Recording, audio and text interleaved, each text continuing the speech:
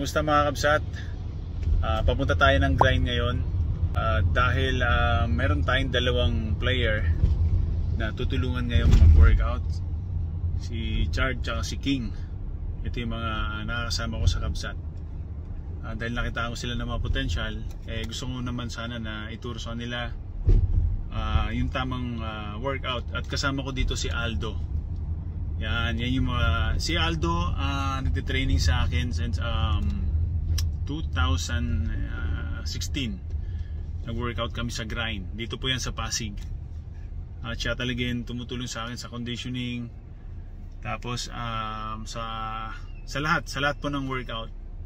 So kinausap ko si King kahapon tsaka si Chard. At sinabihan ko sila na kung gusto nilang i-train namin sila, dahil nga nakikita ko sila na nandun yung laro nila. Tama, nandun yung laro nila, pero kulang pa sila sa lakas ng pangangatawan. Kailangan yan sa basketball mga kabsat. Hindi lang, andyan yung talento natin, andyan yung puso natin, pero kailangan malakas pa rin or condition yung katawan nyo. Yun ang pinaka-importante sa lahat. Yung malakas yung tuhod, sa iwas injury. Dahil sa basketball, especially kung sa PBA, kung gusto mo mag PBA, kailangan malakas po ang katawan nyo. Hindi lang panay shooting, dribble, ganyan. Kailangan lang talaga malakas ang katawan, dahil sa PBA banggaan po yan. Nandiyan po yun. Kailangan kahit maliit ka, kaya mong i-box out yun, medyo malalaki sa'yo. Tapos pag pinostehan ka naman ng ibang player, kailangan malakas yung katawan mo. Kailangan hindi ka basta-basta na itutulak ng mga player. At importante rin sa mga bigs ang rebound, di ba? So kailangan malakas yung legs nyo. So ito yung mga gusto kong i-share kila King at saka kay Chard. Dahil masisipag tong dalawa Nakitaan ko talaga na masipag silang maglaro. Si King talaga, grabe siya tumalon, mahaba, malaking tao. Pero sorry to say bro, medyo maliit pa ang katawan niya. Imagine mo pag malaki na yung katawan niya, malakas na siya. I think parang Japit to maglaro. And si Chard naman sobrang sipag, parang ako yan. Rebound ng rebound, tapos yung depensa niya nandyan. So same thing. Medyo payat pa sila. So kailangan namin ngayon palakihin itong mga katawan nito mga to, para someday pag nag-PBA sila or magta-tryout sila sa PBA, malakas na yung katawan nila, malalaki na yung katawan nila. So yun mga nakabsat, samahan nyo po kami ni Coach Aldo. Papunta kami ng grind ngayon para sa dalawa namin na project na big man. So yung may mga gusto mag-train dyan, punta lang po kayo dito sa grind. Yung may mga big man dyan na gusto mag-workout, tara na let's go sa grind. Sana nga kasama namin si Poy Poy ngayon pero may practice po sila sa Imus. Lagi ko rin tinuturuan kay Poy Poy, kailangan niya talagang magsipag sa basketball kasi lumalabas na yung tunay na laro niya ngayon dahil nagkakaroon na siya ng playing time. So ang mas ituturo pa natin kay Poy is yun, more shooting, dahil malakas na katawan ni Poy Poy. At siguro yung experience niya pa na makuha niya sana yung yung experience ng isang kuya niya na si JJ Eterban. Pag nakuha niya yun, yari kayo, PBA yan, balang araw makikita nyo. Kapasalamat tayo kay Coach Mabs na inalagaan niya itong mga player niya, itong mga to. So yun. So yun mga guys, tara, samahan nyo po kami sa grind. God bless po. Alright, warm up.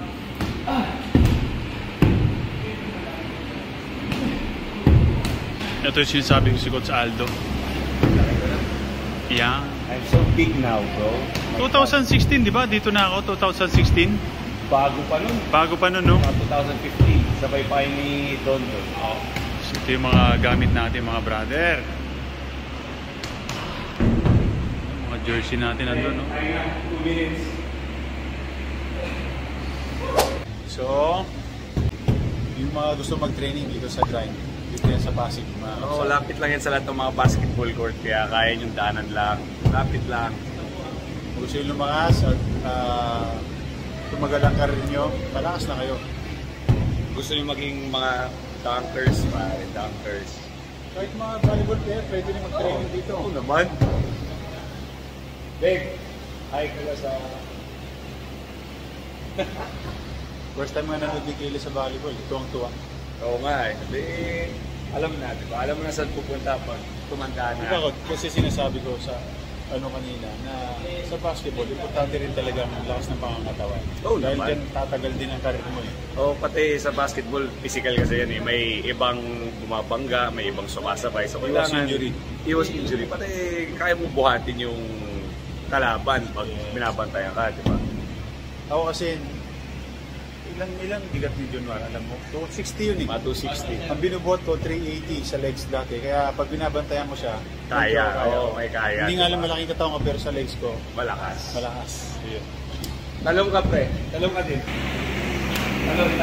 Isabay mo sa talon. Isabay mo sa talon. Yun. Sabay talon. Pag yan mo. Yan. Warm up lang yan ha. Warm up lang yan. Akala yan na yun. Iiyak tong mga to mamaya. Iiyak tong mga to.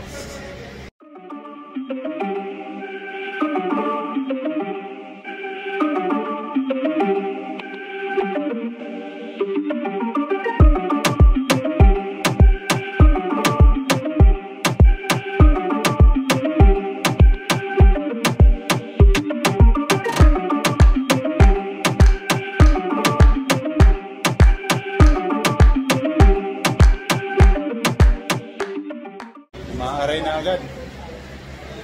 Ayaw na. Ayaw mo yan. Para sa inyo yan. Ayaw na, para sa inyo yan. Pato. Kaya pa to. Hindi siya kasama natin kayo. Ayaw na. Kaya pa po kuya. Kaya pa. Grabe pala ang pagkakas ka. Grabe pala si Coach Andrew. Grabe yan bro. At saka ano yan, kahit ako dati talagang, kahit sobrang close kami, hindi niya ako binibaby. Yun ang maganda sa kanya, hindi ako binibaby. Kaya, pupush ka niya talaga. Ito boss, warm up pa lang to. Warm up pa lang yan. First set pa lang kayo. Wala pa yung conditioning niyo mamaya. Makikita niyo kung saan kayo mamaya. Kaya, Hindi naman natin kaya. kaya sabi ko siya, magbakit kayo ng maraming tubig eh. So ngayon, nakikita niyo na kung paano talaga mag-training ng isang pro. Yes kuya. Ito yung kailangan nyo sanayin para mas lumakas yung pangangatawan nyo. Hindi yun, porque pumunta ka ng gym, workout ka, hindi. Kailangan may program talaga kayo. Hindi basta-basta workout, ganyan-ganyan. Kailangan program talaga. Kasi lahat ng may kasuro ni Aldo, okay yan. Apo kuya, kailangan din namin talaga ito. Kailangan nyo talaga para lumaki katawan nyo. Para hindi kayo gaano ibubuli sa mga laro-laro. Diba? Oo nga po eh. Ano na to? Kumain ka ng marami ha? Ito talaga, mga naninira ng ring. King. And Kuya Big. Boy. Ayun. Oh, mag-grind na tayo mga kapatid. Oh, no, let's go! Grabe, lakas oh. Oh. Dahil pa mga PBA player ah. Grabe ka talaga no? Magpa-training oh. Bawal mahina nila lang dito. Grabe oh. O sa mga gusto mag-volleyball dyan, pwede rin kayo mag-training dito. Oo naman. Grabe, tignan mo ilan na naman. Grabe naman binubuhat niya no. Ah. Oh.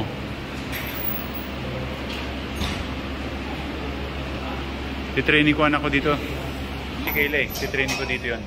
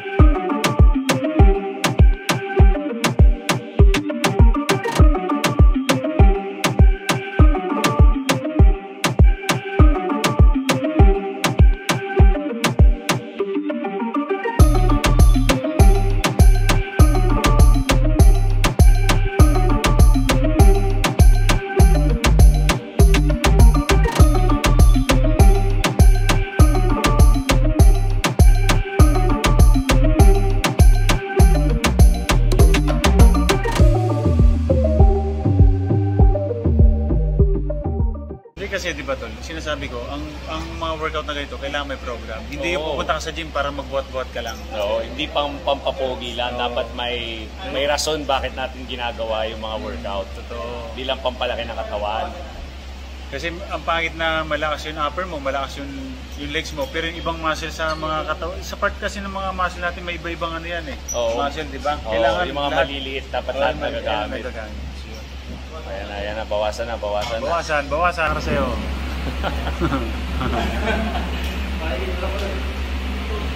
Mapapa-extra rice itong mga tumamaya. Extra rice, Hindi lang extra rice, extra balot, extra sabaw. Yung mga litid-litid, yung mga utak. Ang daming na-injury ng mga player. Oo. ACL, yung mga ganyan. Kasi diba, nakakaano yun, nakakasat ng badges yung mga ganun. Oo, minsan, alam mo yun, beyond our control. Pero syempre, kung kaya natin i-control sa mga workout, diba, mas mainam na avoid na lang natin siya. The more work, the more we avoid. Pero kung walang work, talagang doon ka may malaking chance na ma-injury ka ng ganun. Ako nung first na ACL ko, talagang puyat ako ng coach. Oh, yun, sobrang puyat ako. Nung 18 years old ako, na ACL na ako dati. 2 hours lang yung tulog ko, and then naglaro kami. So bumigay yung ano ko. And then pagkatapos nun, akala ko hindi na makakabalik eh. But talagang pinagsabihan ako ni Dr. Canlas, nilibre nga ako na opera yun eh, dati. So,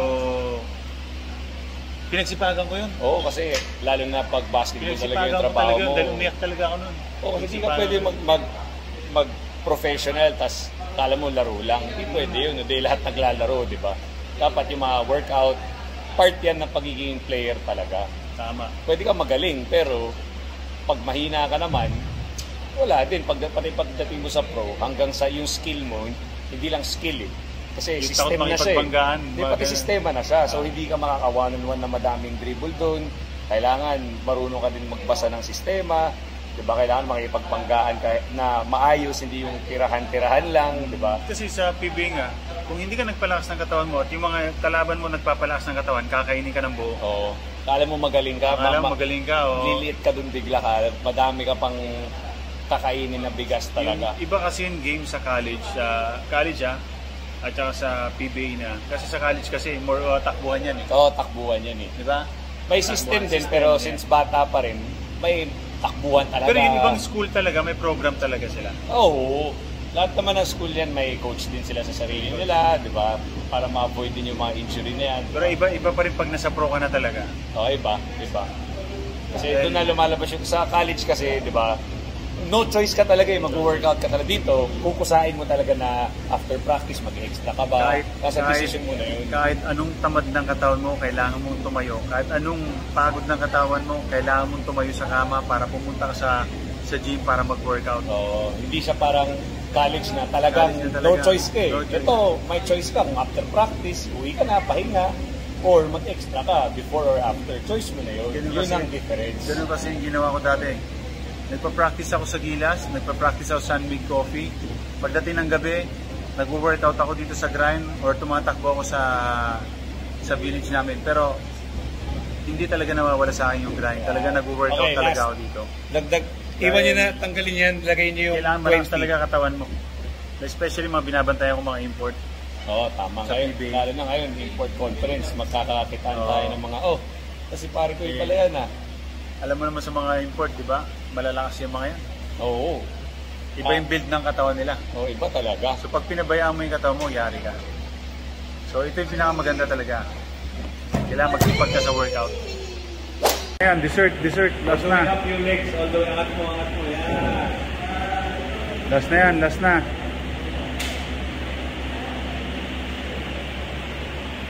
Sa ano? Tapos mamaya iwan sa legs.